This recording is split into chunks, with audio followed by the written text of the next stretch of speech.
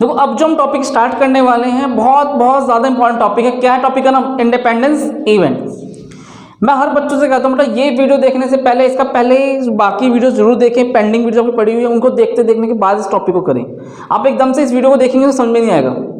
तो सबसे पहले आपका इंट्रोडक्शन, फिर इसको 13.1 13.2 का बेसिक, उसके बाद जानेंगे टॉपिक को। एक साथ मर्ज ना करें, हर टॉपिक को एक कंडीशन के बाद देखना है। समझ में आया? तो कभी भी टॉपिक स्टार्ट करते हैं तो पहले उसका इंट्रो, उसके बाद एक्सरसाइज, जो भी उसके बाद होता है बेसिक हमें उसे जानना पड़ता है। समझ में? तो एकदम से स्टार्टिंग करें, कोई टॉपिक आपने उठा लिया वो वीडियो देखने लग गए तो समझ में होने वाला नहीं है। पहली बात देखो, अब जो हमारा टॉपिक है बहुत इंपॉर्टेंट है, इंडिपेंडेंस इवेंट। इंडिपेंडेंट वर्ड से आप क्या समझते हैं? ये मतलब क्या है? आज़ादी, स्वतंत्रता, है ना। ये तो कहते हैं भाई हमें इंडिपेंडेंट हो गया, स्वतंत्र हो गया, आप सब इंडिपेंडेंट है, जहाँ आ जा सकते हैं, घूम सकते हैं, फिर सकते हैं, ट्यूशन आ सकते हैं टाइमिंग का, ठीक है, स्कूल जाने की आज़ादी, इंडिपेंडेंट है आप सब। तो देखो इंडिपेंडेंट आपका मतलब आप उसको समझना सबको आ रहा है और ये मतलब कॉमन वर्ड आप पढ़ते भी आ रहे हैं, लेकिन इसके साथ एक वर्ड और ऐड कर दिया। क्या ऐड कर दिया? इवेंट। अभी इवेंट वर्ड ऐड कर दिया तो थोड़ी कंफ्यूजन बढ़ने लगी है, क्योंकि अभी मैथ से रिलेटेड बात हो रही है। इंडिपेंडेंस इवेंट्स की बात कहाँ हो रही है? मैथ से रिलेटेड बात हो रही है। तो मैं एक छोटी सी लाइन लिख दूं पहले, यहां पर हिंदी में लिखूंगा, ध्यान से समझना। प्रोबेबिलिटी ऑफ ई हो या ना हो, प्रोबेबिलिटी ऑफ ई हो या ना हो, इससे प्रोबेबिलिटी ऑफ एफ पर कोई प्रभाव नहीं पड़ेगा।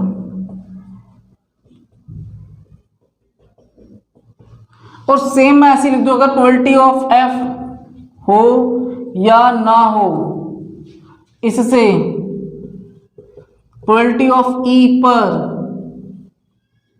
कोई प्रभाव नहीं पड़ेगा। अभी आपने कहा कि हिंदी में तो लिख दिया, समझ में आया कि नहीं? थोड़ा बहुत समझना, ध्यान समझना बच्चों। अगर प्रोबेबिलिटी ऑफ एफ की प्रोबेबिलिटी हो चाहे ना हो, इससे कोई फर्क नहीं पड़ने वाला। हमारा ई जो प्रोबेबिलिटी ऑफ ई थी वो जैसी है वैसी ही रहेगी। समझ में आया? प्रोबेबिलिटी ऑफ ई एफ पे कोई प्रभाव नहीं पड़ने वाला ई से। और अगर ई की बात करें, अगर ई पे कोई प्रभाव नहीं पड़ रहा एफ की वजह से, इसे क्या बोलेंगे? Independent event. दोनों एक दूसरे से इंडिपेंडेंट, स्वतंत्र है। क्लियर है? एफ का प्रभाव ई पे ना पड़े और ई का प्रभाव एफ पे ना पड़े। समझ में आया? बस इसी बात को हम क्या बोलते हैं? Independent events. ठीक है, तो एफ ई की प्रोबेबिलिटी ऑफ ई की प्रोबेबिलिटी कुछ भी हो या ना हो, ई वाला एफ को इफेक्ट नहीं करेगा और एफ वाला ई को इफेक्ट नहीं करेगा। एक एग्जांपल लेके समझते हैं। कितने कार्ड्स होते हैं आपके पास? हाँ जी, 52 कार्ड्स। एक मैंने लिया ई और एक मैंने लिया एफ। ई लिया मैंने अ कार्ड ड्रॉन स्पेड। क्या लिया? स्पेड। और एफ में लिया अ कार्ड ड्रॉन किंग। बच्चों समझ आया? मैंने क्या लिया? यहाँ पर स्पेड्स की बात कर रहा हूँ, यहाँ पर किंग की बात कर रहा हूँ। अब मुझे एक बात बताओ, प्रोबेबिलिटी ऑफ ई क्या हो जाएगी? स्पेड कितने होते हैं? यदि बोलो हुक्म कितने होते हैं? 13। तो 13 डिवाइड 52 कितना आता है बेटा? 1/4। प्रोबेबिलिटी ऑफ एफ कितनी होगी? किंग कितने होते हैं? 4/52। क्या आंसर आ जाएगा? 1/13। कोई समस्या यहाँ तक? नहीं। अगर आपसे पूछो दोनों में कॉमन क्या है? ई कंडीशनल एफ, दोनों में कॉमन क्या है? देखो स्पेड्स में और किंग, दोनों में देखो किंग होंगे 4, एक डायमंड में, एक हार्ट में, एक स्पेड्स में और एक क्लब में। तो दोनों में केवल एक पत्ता ऐसा है जो दोनों की तरफ कॉमन होगा, 1/52। अब मैंने बात करी ई कंडीशनल, क्या निकल गया? ये ई इंटरसेक्शन एफ तो निकल चुका है, मुझे निकालना है ई कंडीशनल एफ। अगर एफ हो चुका, क्या हो चुका? एफ हो चुका और ई की प्रोबेबिलिटी, फॉर्मूला क्या सीखा था? ई इंटरसेक्शन एफ अपॉन में पी एफ। Very good. 1/52 1/13 क्या आंसर आएगा बेटा? 1/4। 1/4 किसके इक्वल है? प्रोबेबिलिटी ऑफ ई के। समझ में? आपने क्या नोटिस किया, यहाँ पर एक बात नोटिस करी है, उसे फील करना। अगर f हो चुका हो तो e की प्रोबेबिलिटी कितनी है 1/4। f हो गया तो प्रोबेबिलिटी कितनी आ रही 1/4। और जब मैं सिर्फ e की बात कर रहा हूँ, e f हुआ हो चाहे ना हो तभी प्रोबेबिलिटी कितनी आ रही है 1/4।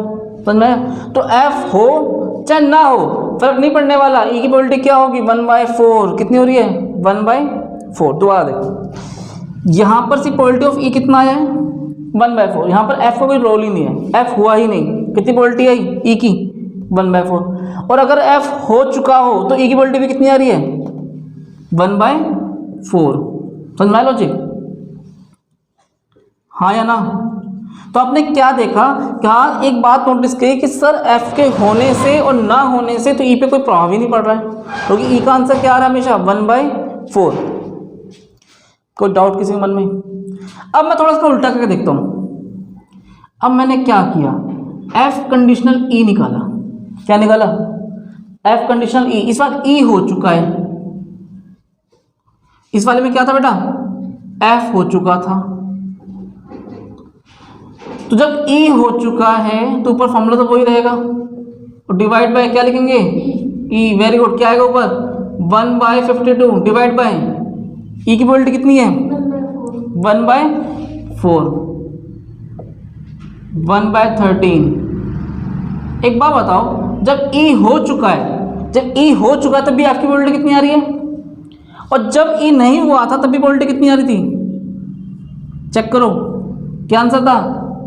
तो जब e हुआ चाहे e ना हुआ कोई फर्क पड़ा? समझना कुछ नहीं कह रहे। अगर e नहीं हुआ तभी मेरी f की प्रोबेबिलिटी 1/13 है, और जब e हुआ, e हो चुका तभी मेरी f की प्रोबेबिलिटी कितनी है 1/13। मैं इस बात से क्या कह सकता हूँ भैया, f conditional e is equal to P F. कोई doubt? Therefore e and f are independent events. किसी का समझ में नहीं आया तो बताओ, दोबारा बताओ। डाउट कोई? इसे नोट करो। अभी आपने क्या देखा, e कंडीशनल f। क्या देखा था अभी आपने इस जगह कि f हो चुका तो e की प्रोबेबिलिटी क्या थी? की प्रोबेबिलिटी ऑफ e के इक्वल था ये। f हो चुका तो भी वही आंसर है e का, और जब f नहीं हुआ तो भी e का वही सेम आंसर आ रहा था। आपने उधर भी क्या देखा था दोनों एग्जांपल में, f कंडीशनल e। कोई डाउट यहाँ तक? नहीं। देखो एक फॉर्मूला आपने एक सीखा था, e इंटरसेक्शन f। क्या सीखा था इस जगह? e इंटरसेक्शन f में pe dot f conditional e, ये भी सीखा था। और आपने इसका एक फॉर्मूला ये भी सीखा था,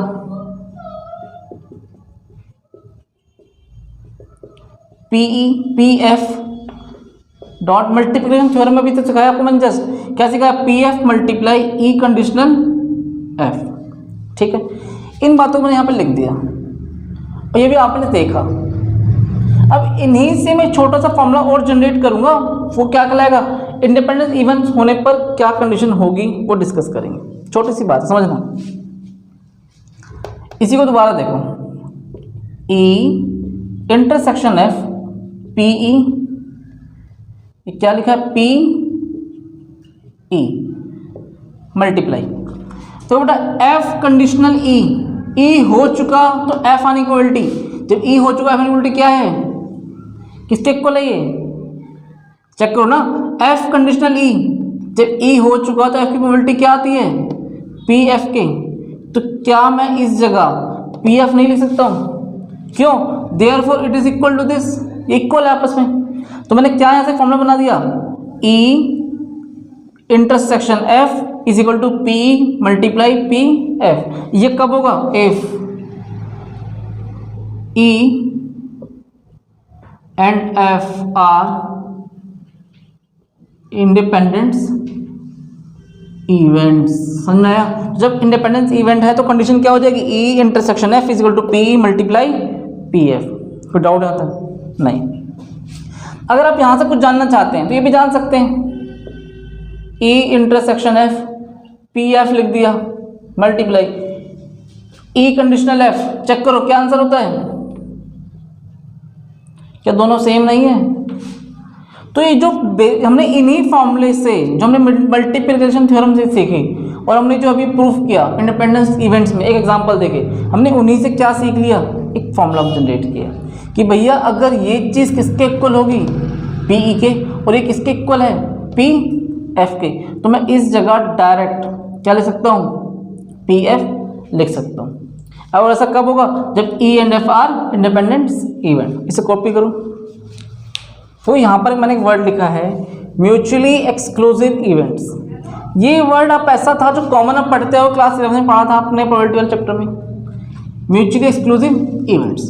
तो कई बच्चे ना इसमें फर्क समझ नहीं पाते, उन्हें लगता है कि सर इंडिपेंडेंस इवेंट और म्यूचुअली एक्सक्लूसिव इवेंट दोनों ही सेम है। बहुत बड़ा फर्क है इन दोनों के बीच। इंडिपेंडेंस इवेंट क्या होता है, प्रोबेबिलिटी ऑफ इवेंट है ये, तो यहाँ पर subset of sample space, subset of sample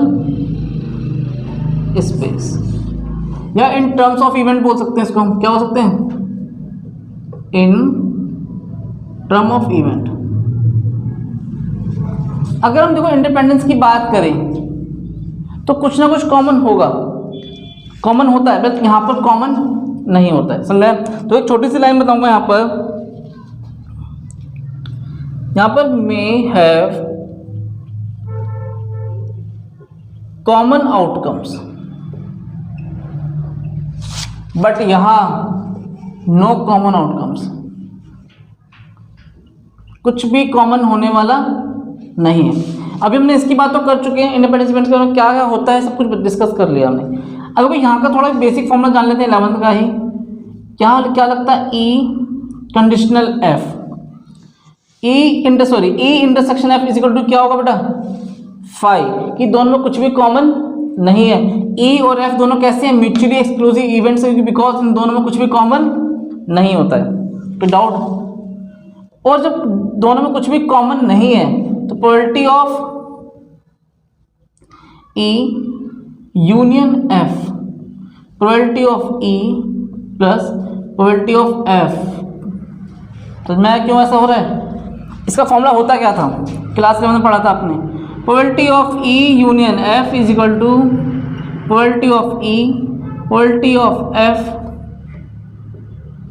minus probability of E intersection F. लेकिन जब इसकी जगह मैं क्या लिख दूंगा, 5, 0, कुछ है ही नहीं, तो क्या बचेगा, केवल यही नहीं बचेगा। तो म्यूचुअली एक्सक्लूसिव के लिए का मतलब क्या है कि नो कॉमन, उसमें कोई कॉमन है ही नहीं, तो इंटरसेक्शन क्या हो जाएगा उसका, 0, 5, और E union F is equal to P plus P F. कोई डाउट?